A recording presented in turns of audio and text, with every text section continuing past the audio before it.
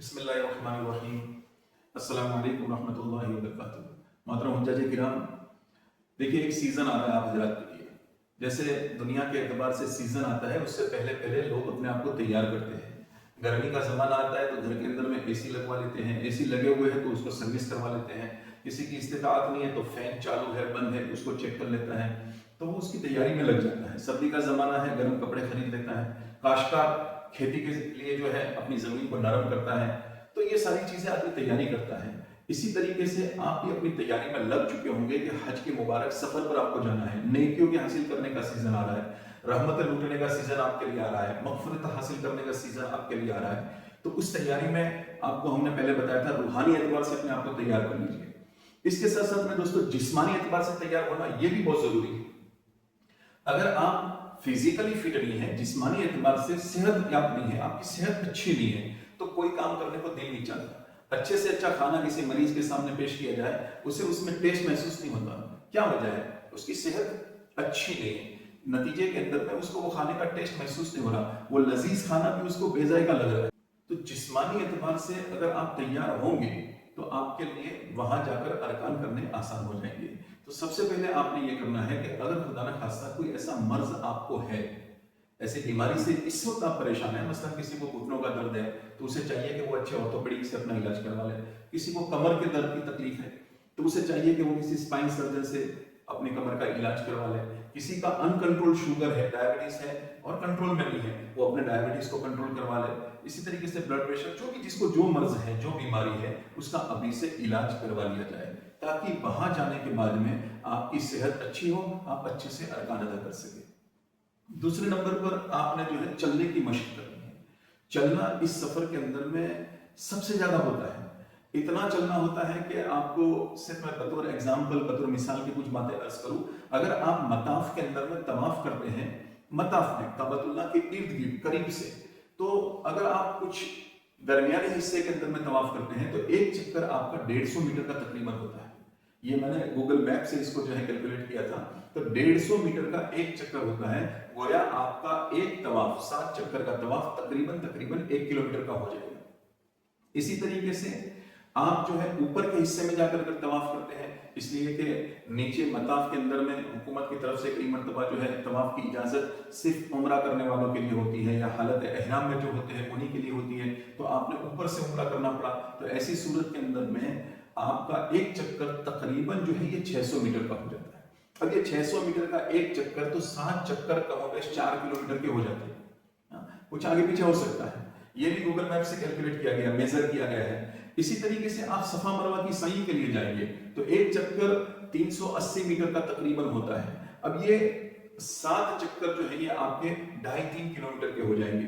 اس کے علاوہ حرم شریف کے اندر میں آپ کا جو چلنا ہوگا، کئی مرتبہ آپ ایک دروازے سے انٹری لینا چاہتے ہیں یا آپ کسی مخصوص جگہ پر جانا چاہتے ہیں، راستے کے اندر میں آپ دیکھیں گے کہ پولیس نے وہاں پر جو شرطا ہوتے ہیں، پولیس والے ہوتے ہیں، انہوں نے بیریکیڈز لگا دی ہیں۔ اب یہ بیریکیڈز کی وجہ سے جو ہے آپ نے اس سامنے آپ کو آپ کی منزل نظر آ رہی ہے، لیکن وہ گھوم گھوم کر آپ کو جانا پڑے گا اور اتنا آپ کو چلنا پڑے گا کہ وہ بھی کبھی کبھی کئی مرتبہ کلومیٹر میں ہو جاتا ہے۔ تو اس لیے آپ نے جو ہے یہیں سے، یہ تو حرم شریف کی بات، اس کے علاوہ آپ جب جائیں گے حج کے 5 دنوں کے لیے مینا کے اندر میں، تو دیکھیے وہاں پر بھی مستقل جو حجاج چلتے ہیں اس کا اوسطاً میں آپ کو بتا رہا ہوں 15 سے 20 کلومیٹر پر ڈے آپ کا چلنا ہو جاتا ہے۔ اس لیے آپ نے، اگر آپ عرفات سے مزدلفہ پیدل آ رہے ہیں تو 9 سے 10 کلومیٹر ہو جاتا ہے، مزدلفہ مینا میں ہی ہے اور آپ رمی کے لیے جمرات پر جا رہے ہیں تو اگر آپ کا خیمہ کچھ ڈسٹنس پر ہے تو کبھی 4 کلومیٹر، کبھی 5 کلومیٹر، اتنا ڈسٹنس آپ کو اس کے لیے چلنا ہوگا۔ پھر طواف زیارت، یہ ساری چیزیں، تو حج کے 5 دن تو کئی مرتبہ آپ کو 15-20 کلومیٹر اور بعض مرتبہ اس سے بھی زیادہ چلنا ہو جاتا ہے۔ گھبرانے کی بات نہیں ہے، یہ آپ کو ڈرانے کے لیے نہیں بتایا جا رہا۔ دیکھیے یہ آپ کو اس لیے بتا رہے ہیں کہ آپ اپنے آپ کو اس اعتبار سے ابھی سے تیار کر لیجیے، آپ کے مسلز، آپ کی باڈی اس کی عادی بن جائے۔ اگر آپ نے یہاں پر چلنے کی مشق کر لی اور چلنے کی عادت ڈال دی، روزانہ فجر کی نماز کے بعد ہاتھ میں تسبیح لیجیے، اللہ کا ذکر کرتے کرتے جو ہے کچھ قدم ٹہلنا شروع کیجیے، آہستہ آہستہ اس کو بڑھاتے جائیے، چاہے پہلے شروعات آپ 10-15 منٹ سے کیجیے، آدھے گھنٹے تک، پونے گھنٹے تک لے جائیے۔ اتنی کوشش کیجیے کہ ایک ہی مرتبہ میں کم سے کم 5-7 کلومیٹر کی آپ کی عادت ہو جائے حد سے پہلے۔ अगर यहाँ पर आप 5-7 किलोमीटर चलेंगे तो वहां पर वो मंजर कुछ अलग होता है, सारा मजमा चल रहा होता है, सबके साथ में चलने के अंदर में वो एक फ्लो बन जाता है, उसके अंदर में आपके लिए 15-20 किलोमीटर भी चलना आसान होता है। लेकिन अगर यहाँ पर 5-7 किलोमीटर की आदत होगी तो वहां 15-20 किलोमीटर आसान हो जाएंगे। वो शौक होगा, वो जज्बा होगा, वो कैफियत होगी, लब्बैक का नगमा आसमान पर होगा, तो उस कैफियत के साथ में फिर चलना आसान हो जाएगा। लेकिन यहाँ पर अभी से इसकी आदत डालनी है। दूसरे नंबर पर आप ऐसे चप्पल खरीद लीजिए जो चप्पल आप हज के दौरान इस्तेमाल करने वाले हैं, इसलिए आप उसी चप्पल के अंदर में चलने की आदत डालिए। कई मरतबा नए चप्पल जो होते हैं ये शुरू शुरू के अंदर में काटते हैं, तो अभी से आपने उस चप्पल का इस्तेमाल कर लिया होगा तो आप उस चप्पल से आदी हो जाएंगे, यूज्ड हो जाएंगे। चप्पल के खरीदने में ख्याल रखिए, अच्छी क्वालिटी के चप्पल खरीदिए। यहाँ आपने पैसे बचाइए नहीं, लोग 200-500 रुपए की चप्पल खरीद लेते हैं, नहीं, आप हज के लिए 5-7 लाख रुपए का खर्च कर रहे हैं तो चप्पल खरीदने में 2-3 हजार रुपए खर्च किए। आप कोई अच्छी ब्रांड की चप्पल लीजिए। देखिए, मैं उस ब्रांड का प्रमोशन नहीं कर रहा, लेकिन सिर्फ आपको बता रहा हूं कि स्केचर्स है, इस तरह की बहुत सारी ब्रांड है जो काफी मटेरियल उसका सॉफ्ट होता है, पैरों के लिए आराम पहुंचाने वाले होते हैं। ऐसी चप्पल खरीदिए ताकि आपको सफर के अंदर में चलने में आसानी हो, थकन कम हो और आपको जो है उसका एक सपोर्ट मिल जाएगा।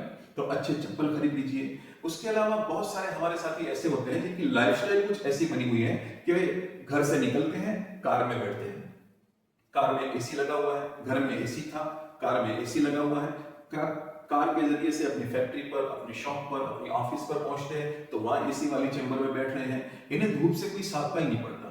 अब इन हजरात के लिए जब वहां पर जाते हैं और वो हज के खुसूसन 5 दिनों के अंदर में धूप का सामना करना पड़ता है तो इन्हें बड़ी दुश्वारी पेश आती है। तो एक कोशिश ये भी की जाए, ऐसे साथियों से खुसूसन मेरी दरखास्त है कि हज के करीब के जमाने में अपने आप को थोड़ा थोड़ा धूप का आदी भी बना लीजिए, ताकि वहां जाने के बाद में हो सकता है 40-50 से ज्यादा टेम्परेचर हो, तो उस टेम्परेचर के अंदर में आपके लिए, वैसे दूसरी तैयारी में हम आपको बताएंगे, आप गोगल्स ले सकते हैं, आप छाता का इस्तेमाल कर सकते हैं, वो सारी चीजें हैं, लेकिन कुछ आदत आपने डाली हुई होगी तो इंशाल्लाह आपके लिए उसमें आसानी हो जाएगी, सहूलत हो जाएगी।